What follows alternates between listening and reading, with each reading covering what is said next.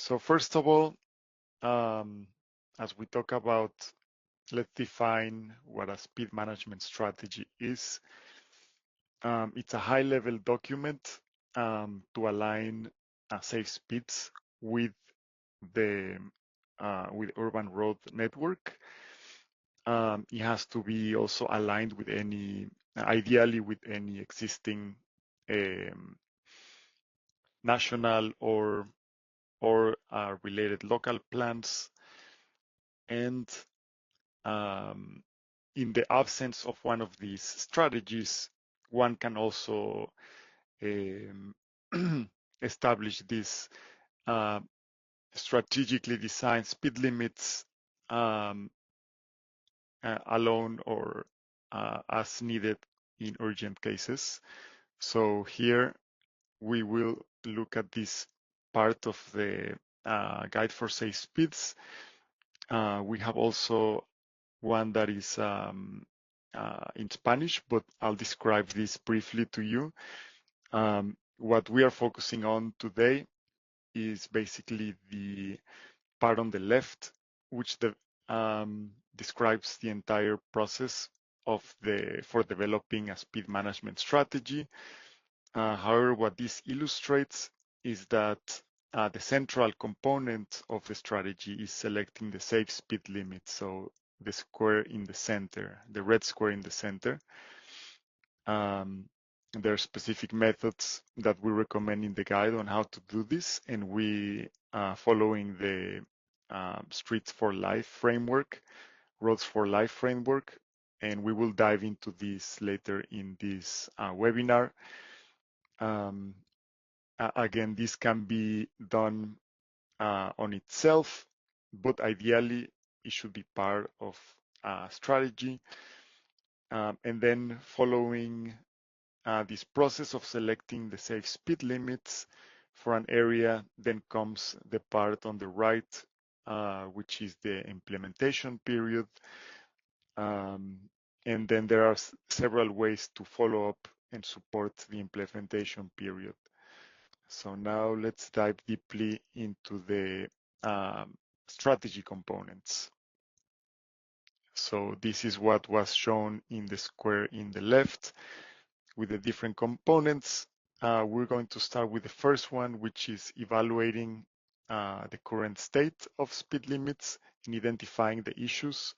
So we're looking at the existing conditions of the road environment and the city or the country in the case of a national strategy.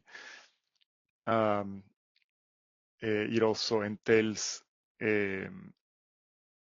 identifying the responsible parties for the decision makers, and also obtaining key data that are going to allow us to monitor the process of the strategy and later on, but first to realize where the problems are happening and where they need to be addressed. And again, it's important that there is an alignment between local and national level strategies. So now we get into this very important component, which is the method or toolkit that is in the guide that allows you to first classify the road network, and then according to the characteristics or the road hierarchy, establish appropriate speed limits for each of the different types of road. This allows for a strategy to first properly classify the network and then have a consistent set of speed limits according to the road type. And that's also important for drivers to understand that, because then it is more intuitive for them to know what type of limits to expect on different types of roads. So now let's go to the next part. We will later dive deeper into the Roads for Life framework. This is just an overview. So now we go into involving the important parties in the strategy. This is a very important step. You need to make sure that everyone, every stakeholder that is affected by the strategy is involved throughout the process. So it requires a lot of coordination with the different parties, having working groups to establish this type of coordination early in the process. And the key parties may include so different agencies in the government and authorities, um, also the civil society and organizations involved, and also media, so that the wrong message is not conveyed early in the process. And yes, again, it's often important to make sure that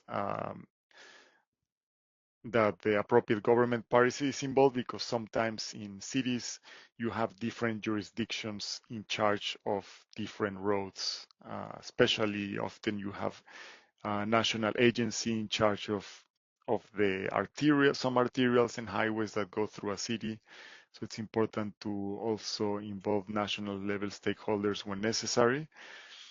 And here we go to another important step, which is ensure adequate political support. This was some of these components were mentioned by my colleague Siva earlier.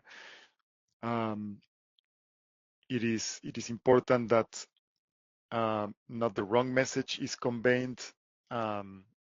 To know that politicians often assume that the public is in charge. I mean, is against lower speed limits. So it is important to convey the message and be open that the public might support it, especially those who don't use private automobile. And let's go to the next one.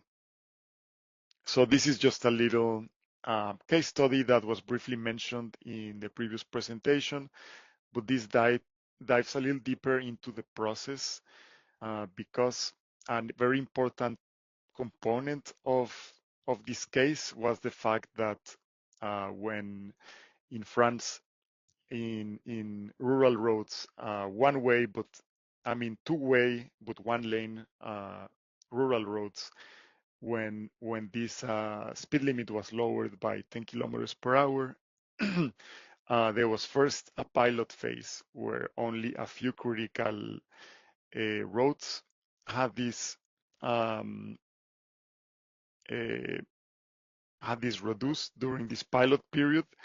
The data was gathered and the results were shown.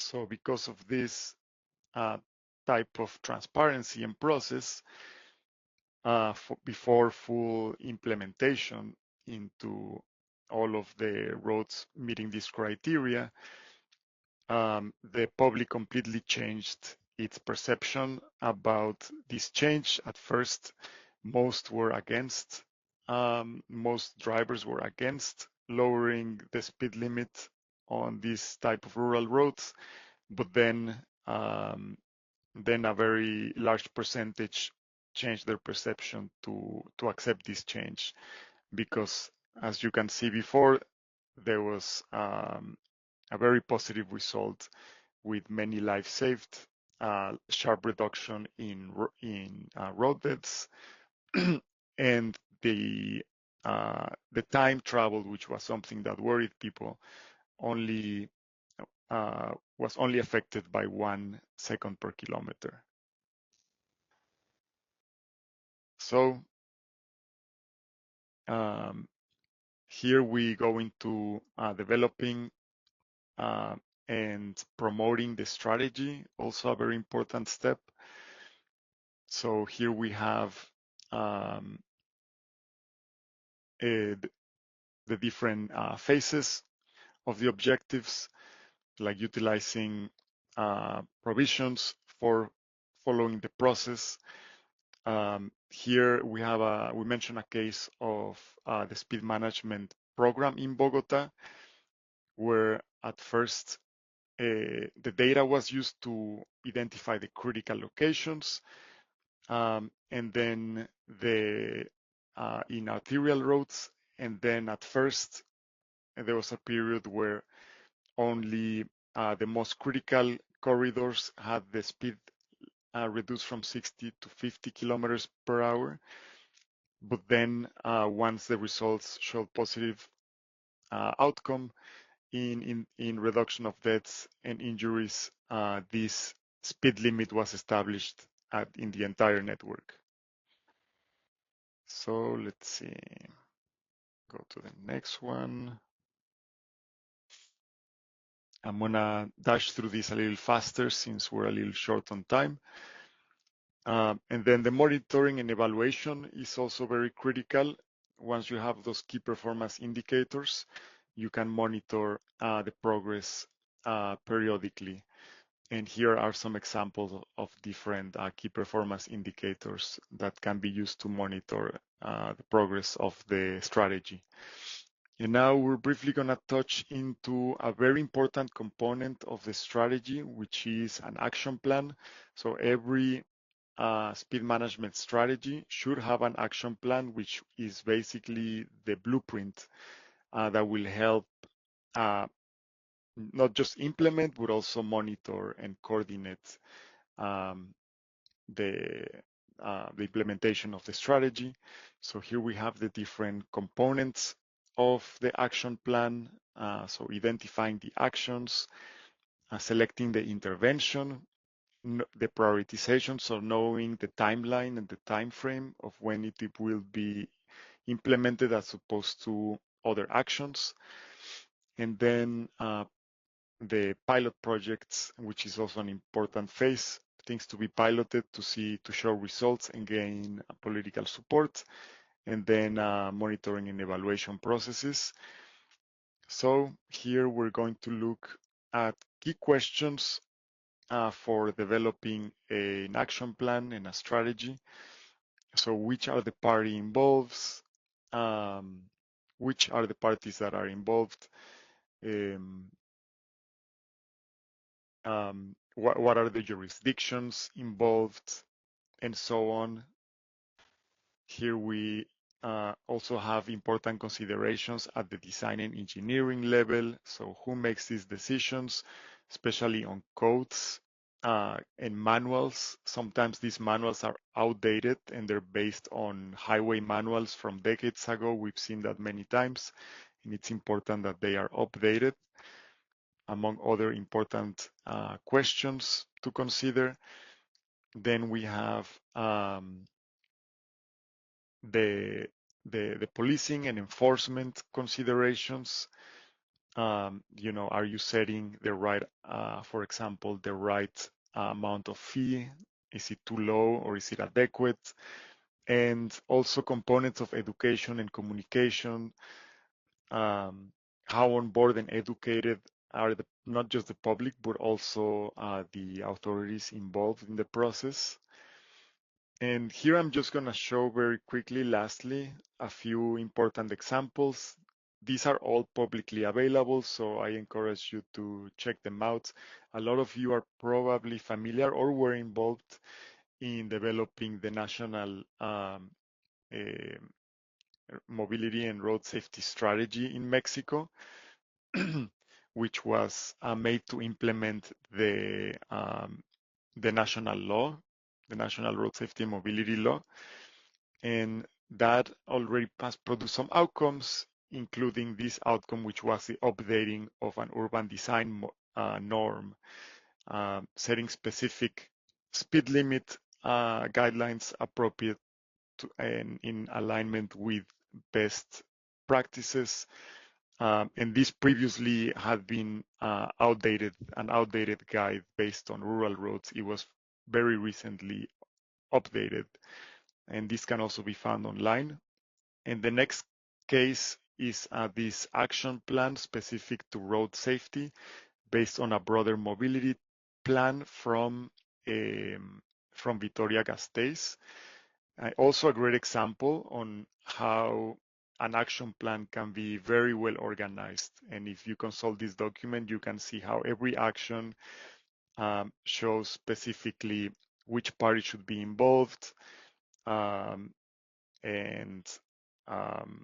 how it should be measured, how often the performance indicators should be measured, and what benchmarks should be achieved with and then each action item has a broader description later in the document.